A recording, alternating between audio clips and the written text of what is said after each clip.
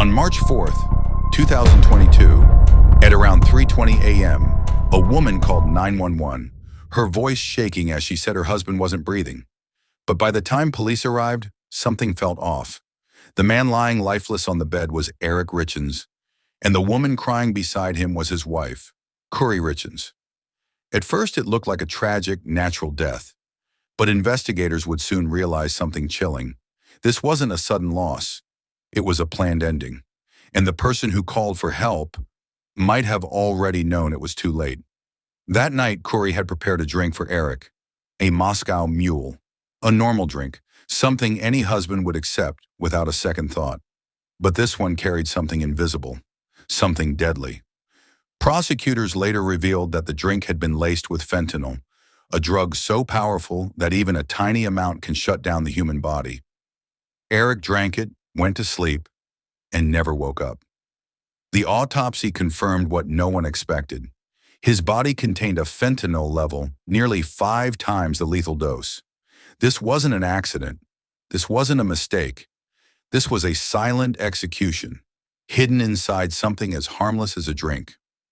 And the most disturbing part? He trusted the person who gave it to him. What makes this case even more terrifying is that Eric had already seen the danger coming. Just 2 weeks before his death, on Valentine's Day, he had eaten a sandwich given to him by Kouri. Within moments, his body reacted violently. He broke out in hives, struggled to breathe, and came dangerously close to dying. He survived only because he used his son's EpiPen in time. But after that day, something changed. He reportedly told people close to him that he believed his own wife had tried to poison him. Imagine living with that fear, suspecting the person you sleep next to every night. And yet, despite that suspicion, he stayed. And just days later, that fear became reality. As investigators began digging into Kouri's life, a darker picture started to emerge. She was under serious financial pressure, drowning in debt from multiple real estate deals and hidden financial decisions. At the same time, she was reportedly involved in an extramarital relationship, looking for a way out of her marriage. She wanted a new life, a different future. But there was one problem: her husband. Prosecutors argued that Eric's death could solve everything.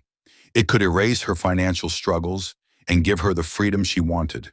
And when money, pressure, and desire collide, people can make decisions that cross every line. Eric had started to notice that something wasn't right. He uncovered financial irregularities and confronted Kouri about them. What he found was enough to break his trust completely. He removed her from his life insurance policies and limited her access to his assets. In that moment, everything changed. If Eric stayed alive, Kouri would gain nothing. But if he didn't, the situation could be very different. That shift turned a troubled marriage into something far more dangerous. Because now, it wasn't just about emotions. It was about control, money, and what someone was willing to do to get both. After Eric's death, Kouri didn't look like a killer. She looked like a grieving widow. She spoke publicly about her loss, about raising her children alone, about staying strong through pain. She even wrote and published a children's book titled "Are You With Me?", a story about coping with the loss of a father. To the outside world, she appeared broken, emotional, real. But investigators began to question something unsettling. What if this grief wasn't genuine? What if it was part of a carefully built image designed to hide something much darker? As the investigation moved forward, small pieces of the puzzle began to connect.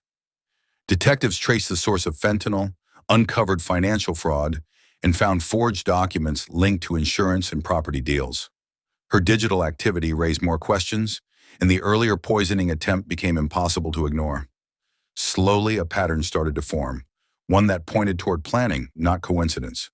By May 2023, authorities had seen enough. Kouri Richins was arrested and charged with multiple serious crimes, including aggravated murder and attempted murder. What once looked like a tragic loss was now being treated as a calculated act. When the trial began in February 2026, the courtroom became the center of a battle between two narratives. The prosecution presented a clear and chilling story that Kouri had planned her husband's death for financial gain and personal freedom. They connected the poisoning attempt, the financial motive, and the fatal overdose into one continuous chain. The defense argued that the case relied heavily on circumstantial evidence and lacked direct proof. But as each detail was laid out, the story became harder to dismiss, because sometimes, even without a single direct moment caught on camera, the truth becomes impossible to ignore. On March 16, 2026, the jury stepped away to decide Kouri's fate. It could have taken days or maybe weeks, but instead, it took just 3 hours. When they returned, their decision was clear: guilty on all counts. In that moment, the image of a grieving wife disappeared completely, replaced by the reality of a convicted killer. The transformation was final, and there was no turning back. After the verdict, the court sentenced Kouri Richins to 25 years to life in prison. The sentence reflected the calculated nature of the crime and the life that had been taken. A woman who once stood in front of cameras as a grieving widow would now spend years behind bars. Her story, once filled with sympathy, had turned into something far darker. But the most unsettling part of this case isn't just how it ended, it's what came before. Eric had already suspected that something was wrong. He had already voiced his fear, and still, it didn't stop what was coming. Which leaves one question that's hard to ignore. How do you protect yourself when the danger is the person you trust the most? If you liked the video, then please subscribe and leave a like and a nice comment.